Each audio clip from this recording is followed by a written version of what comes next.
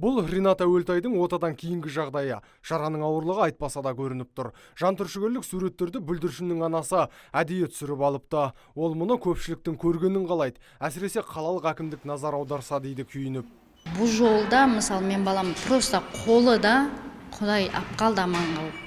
Сол жерде өліп кеткенде мен білмесем не істер. Мен баламды ойнатуға келдім, мен өлімге әкелген жоқпын ол жерге. Ол жерде мен балам орнына басқа бала да болуы мүмкін. Ол жер постоянно сөйтіп ашық қала беретін болса, бұл білмеймін, оңтүстікте бала қалмайтын шығар, ешкім ойға барғысы да келмейтін шығар.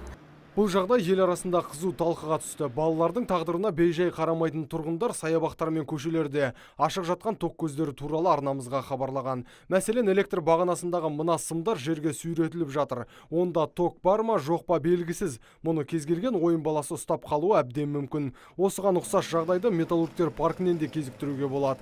Мұнда құрылыс жұмыстары жүріп жатқандықтан электр желісі тартылмаған дейді жұмысшылар. Сөйте тұра телефондарын қуаттап отыр. То, что касается Егер ашық тұрған тоқ көзін бала ұстап жарақат алатын болса, бұған сол аумақтың иесі жауап береді. Ал Ринат Әуелтайдың жағдайына келсек, саябақ тұрғын үй коммуналдық шаруашылығы бөлімінің меншігінде. Сондықтан электр сымдарының қараусыз жатқаны үшін осы мекеме жауапты болады.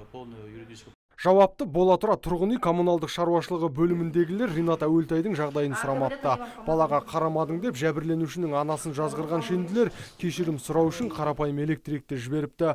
Бұған ашынған Жанат Әзімова оларды сотқа беремін деп бекініп отыр. Нұрсұлтан Тұрысбеков, Антон Семенов, Абзал Тұрабеков, ТВК телеарнасының жаңалықтар қызметі.